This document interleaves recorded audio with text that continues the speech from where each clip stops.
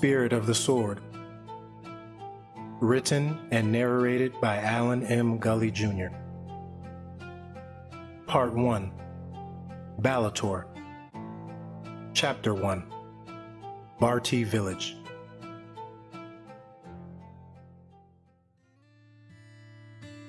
The continent of Balator was enthralled in war. The Zavian Empire, traveling from the far north, struck without warning and without mercy. Their armies saturated the land, pouring their terror on the unsuspecting villages.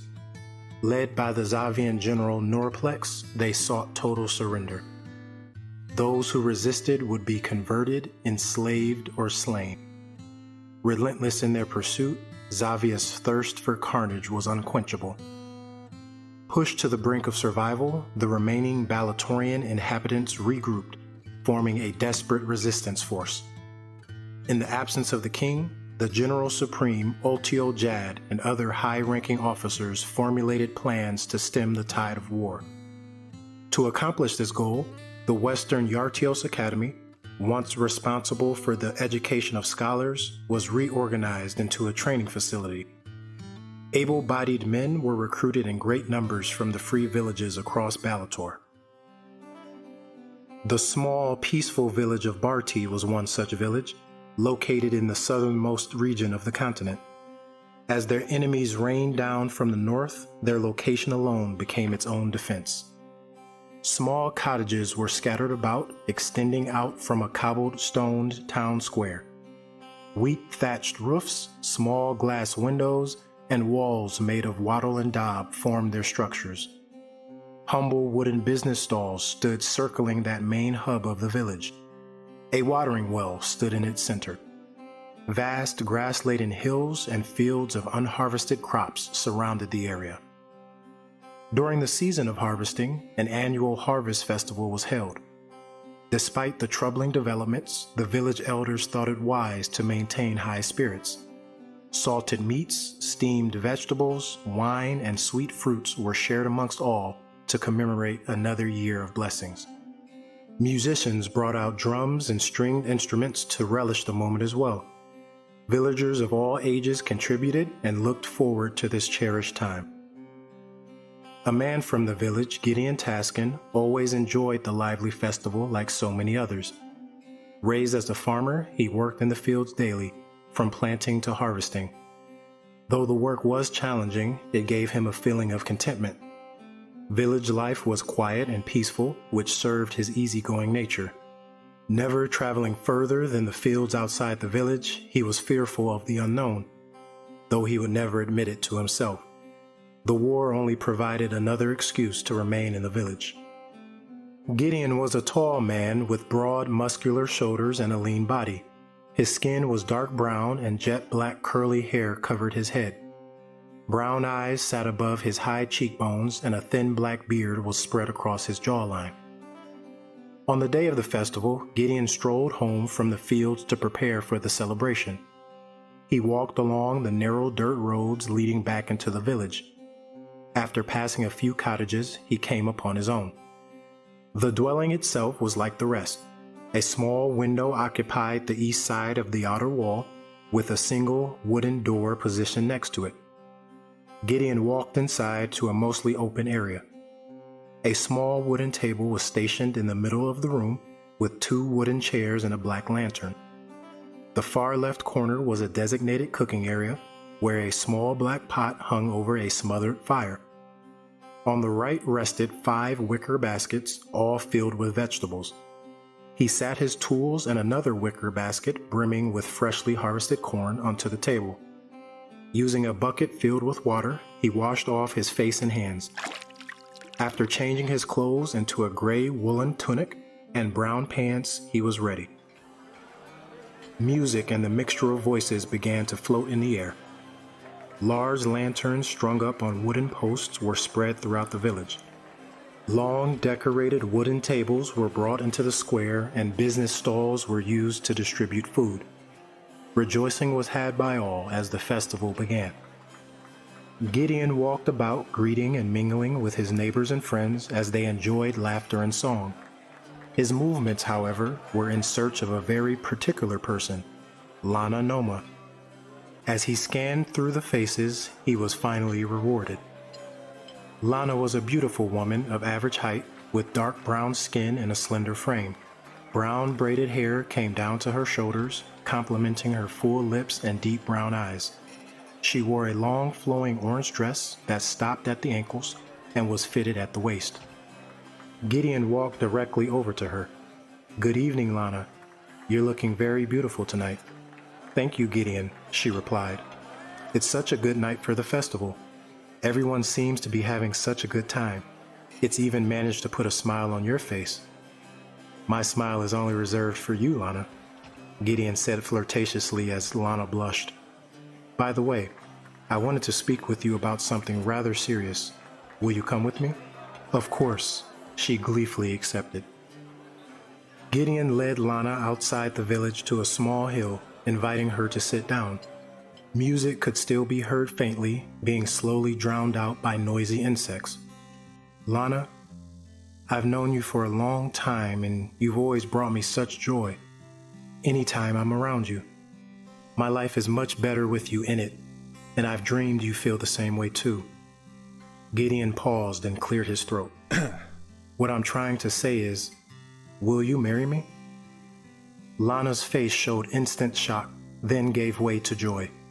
"Yes, Gideon, I will. Of course I will." The two embraced, sharing their moment beneath the stars and cool night breeze. A gentle kiss was shared as a promise of a joined life to come. They remained for a short time, holding each other while gazing at the night sky above. Afterwards, they returned to the village, sharing the news of their engagement. The villagers were overjoyed, spending the rest of the festival celebrating the young couple. It was a night to remember.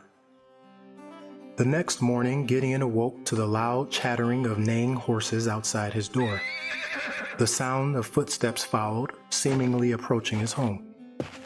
As he questioned in his mind who it might be, a hard knock came across the door. Quickly getting dressed, he undid the latch and opened the door. Before him stood a light brown-skinned man, fully decked out in silver armor. His hair was nicely cut, with a short gray mustache and beard. Bushy eyebrows hovered over his welcoming eyes. On his left hip hung a long sword sheathed with a blue crystal in its pommel. Opposite it, an open-faced helmet was cupped by the man's hand. "Yes, how can I help you, sir?" Gideon inquired. The man began speaking with delight in his voice. "Gideon, my goodness, how much you've grown. Last time I saw you, you were just a young lad. I'm sure you don't remember me, but I knew your father very well. My name is General Roderick Hoss. What a pleasure it is to see you again." "No, General, I can't say that I do remember you, but come in. You say you knew my father?" Gideon stepped back, allowing Roderick to enter. "Indeed I did. He was a good friend and a powerful warrior. We met and fought together in the Civil Wars. Such a dark time it was. He even saved my life once." Roderick took a few steps, walking around the room. "Looking at you now, I feel as if he stands before me. If only I could use his counsel." "I see. How can I help you, General?" Gideon asked, confused about the abrupt meeting. "Is this just a social call?" "No, my boy, if only it were. As you may know, Balator is in a dire situation. Zavia has driven us into a corner in which there is but a small chance of victory. Our spirits and numbers are beginning to dwindle." Roderick's jovial face turned solemn. "But all is not lost, which is why I'm here. With new recruits joining our ranks daily, we have faith we can turn the tide. Gideon, I've come to ask you to join us at Yartios Academy." Gideon's face showed his astonishment. "You want me? But why?" Roderick continued. "We would have visited this village sooner. It's only because of Barty's importance to our food supply that we've waited this long. Young men like yourself are sorely needed if we are to secure freedom." Gideon could hardly believe his ears. How could he, a simple farmer, make any difference in such a large conflict? What if I were to say no? My life is here. I'm no soldier. It's not that easy, my boy. We don't have a choice at this point. Those who abandon their duty will be forced, by the edge of the sword if necessary, though I would like to avoid that at all cost. Roderick's eyes remained serious. But please hear me and understand. Without brave men like yourself, we may not have villages to come home to. Between Roderick's plea and the army's required duty, Gideon was trapped, and saw no way to escape this fate. Reluctantly agreeing, his future was now set. I'm glad we can count on you.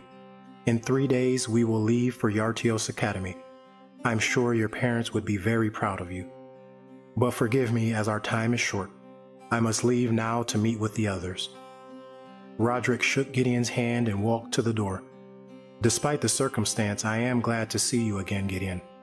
I just wish it could be under happier conditions, but life doesn't always allow us to choose. Farewell. Roderick made similar visits around the village, gathering a total of 27 new recruits. They were all given the 3 days to prepare before departing, enough time to settle any affairs and prepare for the journey. Gideon was fearful and anxious about joining the war effort. Only having basic fighting skills, he knew nothing of war. In his mind, he could easily see this leading to an unwelcome end. Even with training, how could they expect common villagers to truly make a difference? How could he survive? The only thing that gave his mind rest was the limited time he spent with Lana the next few days. Devoting his remaining days to her provided at least a temporary reprieve from his tormented thoughts. On the morning of the scheduled departure, Gideon once again spoke with Lana atop the hill outside the village. During their short time together, Lana had successfully hidden her sorrow about Gideon leaving. Wanting him to enjoy peace, she concealed her true feelings. Now, as the time was upon them, Gideon gave a bitter goodbye with a heavy heart. I'm sorry, Lana, he lamented. If there were any way I could stay, I would, but it seems I have no choice. But please wait for me. I will do all in my power to return to you, that I can promise.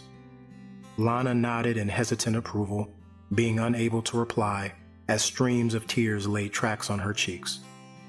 Gideon held her tightly and planted another gentle kiss on her forehead. Turning, he walked away, moving along the dirt road. Lana gazed through her watery eyes at him, hoping it would not be the last time. The new recruits were ordered to gather on the western side of the village. Gideon wore a fitted brown woolen tunic that dropped just below the waist. A black leather belt, wool pants, and boots completed the ensemble. A small leather sack containing extra clothes, herbs, and vegetables was slung over his shoulder, held together with rope. Gideon approached the recruitment meeting area on the outskirts of the village. The other 26 had arrived as well. Coming into view, he identified a regal-looking white stallion trotting forward. On its green saddle sat Roderick, approaching the group. 3 officers accompanied him, each riding their own brown horse. Once the tally of expected recruits were completed, Roderick addressed them. Thank you all for coming. I know this is not easy for any of you, but I promise we will do all we can to provide you an opportunity to return, once the battle has been won. He paced in front of them on his horse. With your help, the war with Zavia could soon be at an end, so let us venture forth. Yartios Academy awaits. After speaking, Roderick led them westward towards Yartios Academy. A dirt road twisting through the vast vegetable fields led the way.